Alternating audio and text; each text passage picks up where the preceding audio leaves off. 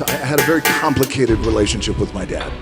And it was really, there was a foundation of tough love with my father. And wasn't a big, I love you guy. He would beat my ass when I was 5 years old. There's a testosterone thing that just happens between sons and their fathers. And he wanted sympathy. And I said, if you want sympathy, go home to your mother and get it. He said, you are throwing it all away. It is the worst mistake you will ever make. And I wish I had someone who could just pull me aside and, hey, it'll be okay. I don't really like those words. Self-help or self-management or self-improvement. I don't really like what those words have come to mean these days. Because there's a lot of people out there that are constantly trying to improve themselves by looking for the one change. The one change, right? The one change in their life that's gonna make their dreams come true. The modern idea is you're supposed to accept yourself. I think that's an insane idea, by the way. Really, I can't think of a more nihilistic idea than that you're already okay. It's like, no, you're not. And the reason you're not is because you could be way more than you are. And so what do you want to be? You want to be okay as you are? Or do you want to strive towards what's better? You should love and feel good about the person you are now. And that's actually a dubious proposition for a variety of reasons. One is, whatever your self is not only what you are. Yourself is also what you could become. And so to love yourself properly is not only to love what you are, who you are, whatever that means, but to love who you could become. Now, one of the things I've observed is that it's very demoralizing for the typical young person who's miserable and maladjusted psychologically and socially if you just go to them and say, well, you should feel good about yourself, because they think you're good just the way you are. The thing that has worked for me is to remember the hard times. I was evicted when I was 14. We were kicked off the island. We couldn't live in Hawaii. Had no place to live. My mom and I came home, and I'll never forget, the rent was $180 a week. And there was an eviction a week, and there was an eviction notice on the door. And this was the one, it was the final eviction notice. But I will tell you this, it isn't one thing. And it isn't 10 things, and it isn't 100 things. It isn't a quick path, and there are no shortcuts. Meditation won't get you there, and neither will a miracle drug or an organic supplement or some superfood. Getting better isn't a hack or a trick or a one change that you need to make. Getting better is a campaign. It's a campaign. It's a daily, a weekly, it's an hourly fight. An incessant fight that doesn't stop against weakness and against temptation and against laziness. It's a campaign of discipline. It's a campaign of hard work and dedication. It's waking up early and going to bed late and grinding out every second in between. Every single day. So, you want to get better? You want to self-improve? Stop looking for a shortcut and go find your alarm clock. Find your discipline. And find your guts and your passion and your drive and find your will.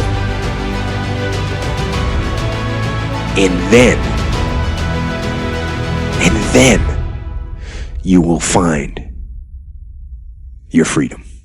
That you need to accept yourself in some way, the way a mother accepts a child. But the maternal spirit is not the only spirit that governs the love that a child requires properly.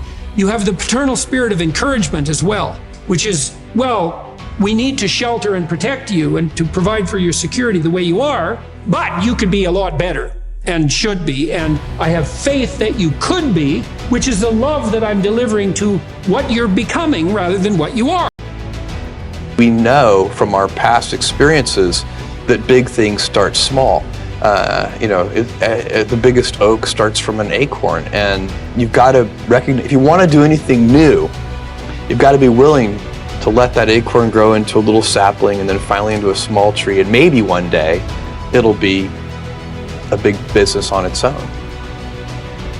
Basically, you can't skip steps. You have to put one foot in front of the other. Things take time. There are no shortcuts, and but you want to do those steps with passion and ferocity. That's a much more sophisticated so-called self-love, partly because it's the kind of love that envisions you as something that unfolds across time. And it's a much richer conception because it also implies that there's a responsible adventure to your life. You're not all you could be, and there's pain in that. And there's the necessity for a certain amount of judgment about that, and even a certain amount of exclusion, because what you are that is insufficient in some sense should not be allowed to propagate further. But if it's conjoined with encouragement, it's like, yeah, you're in a rough situation there, kiddo, but here's some things about you that are virtuous and good, and they're pretty powerful actually, and if you just made those more manifest, you could dispense with a lot of this immaturity and misery, and you could expand yourself out into life physically and psychologically, and you could start walking this pathway that makes things better. Those days when I'm tired or worn out or just basically sick of the grind, what do I do on those days? I go anyways. I get it done, even if I'm just going through the motions. I go through the motions. I don't really want to work out. I work out. I really don't want to hammer on a project. I hammer on the project. Don't really want to get up and get out of bed. I get up and get out of bed. Now, these could be signals that you need some time off. And those signals might be right. They could be correct. But don't take today off. Not today. Wait until tomorrow. Don't give in to the immediate gratification that is whispering in your ear. My goal was to play in the NFL. Again, because we didn't have a lot of money, so I wanted to be the first one to buy my parents a house, and the dream didn't come true. I didn't get drafted. I didn't get any offers, nothing. I had to work up in Canada, the Canadian Football League. When I was cut from there, my dad had to come pick me up, and I'll never forget, we were on I-75. He lived in Tampa, came to Miami, got in his pickup truck. We drove up I-75. And I'm 23 years old. I'm forced to move back in with my parents. He passed away on January 15th, and we just buried him a few days ago. And I didn't get a chance to say the things that I wanted to say, or I wish he would have said the things to me, the important, critical things that anchor us that I didn't get from him. But then the birth of a child and what that does, and the lens perspective that just shifts, it's the greatest thing that I have ever experienced in my life. My daughters taught me how to be more caring and more sensitive and more selfless. Yeah. My dad loved me with the small capacity in which he was capable of. The thing that has worked for me is to remember the hard times. And I just remind myself, I was evicted when I was 14. We were kicked off the island. We couldn't live in Hawaii. Had no place to live. I would remember that, and it allows me then to be present in the moment and understand, holy shit, this is the stuff I have around me right now. This is the shit that I dreamed of. You don't want to judge who you are so harshly that you just destroy yourself and everything is cast into the pit.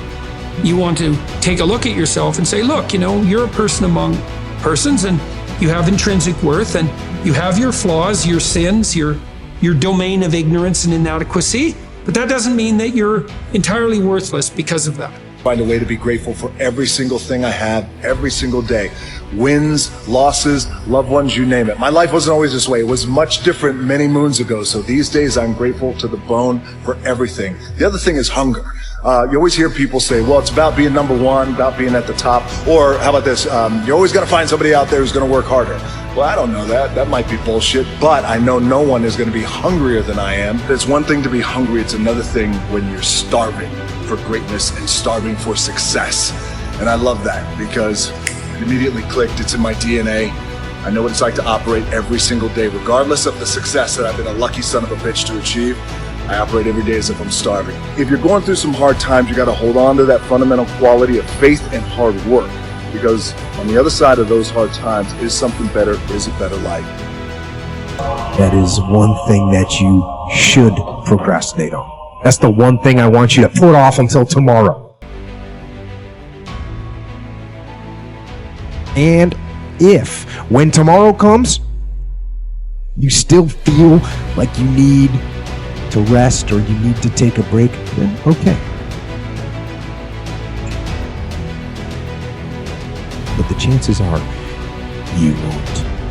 You won't need that rest. Chances are you will realize that the desire to rest was just weakness. It was just the desire to take the path of least resistance, the downhill path, the easy path.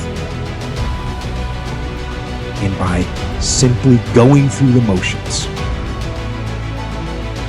you overcame that path. And you stayed on the righteous path, the disciplined path.